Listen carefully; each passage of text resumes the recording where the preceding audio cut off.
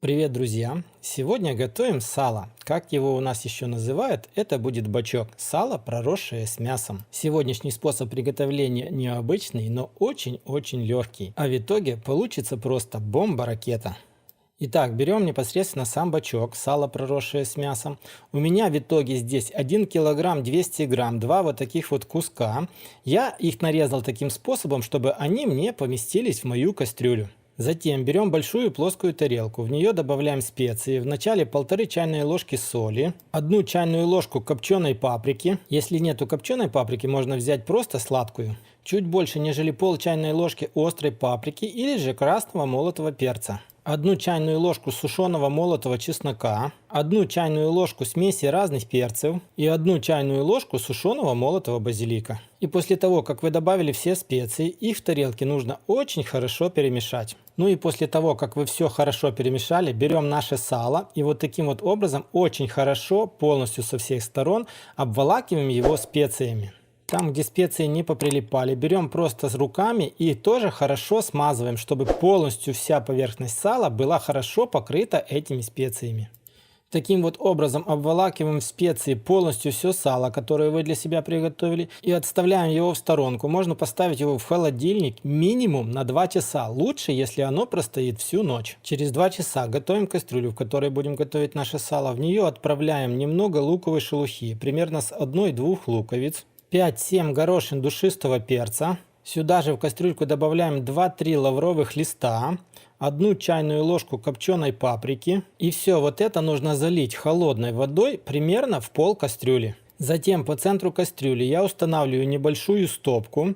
Это для того, чтобы пароварка моя не провалилась прямо в воду. Если же у вашей пароварки ножки слишком длинные, они не будут касаться воды, то стопку можно не устанавливать. Затем в кастрюлю я устанавливаю сам прибор для пароварки. И вот посмотрите, стопка не дает ему провалиться прямо в воду. И поэтому я точно буду уверен, что мое сало будет готовиться только на пару. Это будет необычный способ, о котором я говорил в начале ролика. Итак, укладываем сало вверх на пароварку, таким образом, чтобы оно было как можно ближе к центру. Смотрите, у меня куски большие, но это ничего страшного. Накрываем все крышкой и немножко крышку, так сказать, как будто бы утрамбовываем. Во время приготовления наше сало немножко уменьшится, и крышка более хорошо будет лежать на поверхности. Устанавливаем кастрюлю на огонь. Огонь на плите делаем чуть выше среднего и дожидаемся того момента, пока не закипит вода. Как только вы увидели, что вода в кастрюле закипела и уже начал идти из-под крышки пар, огонь нужно уменьшить до минимального.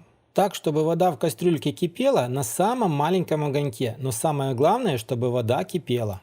Через 30 минут после того, как закипит вода, снимаем крышку, снимаем вот этот прибор пароварки вместе с салом, и в кастрюлю нужно обратно долить воду. Воду нужно доливать так, чтобы она была теплая, с чайника. Лучше всего, если вы будете доливать тот же самый кипяток. После того, как долили воду, отправляем прибор пароварки вместе с салом обратно в кастрюлю, накрываем опять крышкой и еще все кипятим ровно 30 минут. В общем итоге сало на пару у вас должно будет простоять ровно 1 час. Через час времени ваше сало уже будет готовым. Его нужно будет снять в отдельную тарелку и дождаться, чтобы оно полностью остыло. Ну а после того, как сало полностью остынет, нам понадобится взять 1 головку чеснока, очистить его от шелухи и пропустить в отдельную тарелочку через чесночный пресс. В тарелочку к чесноку добавляем 1 чайную ложку подсолнечного масла и очень хорошо все перемешиваем. Этим чесноком нужно очень хорошо натереть каждый кусочек сала. Честно вам скажу, лучше это делать руками, а не так, как я, ложкой.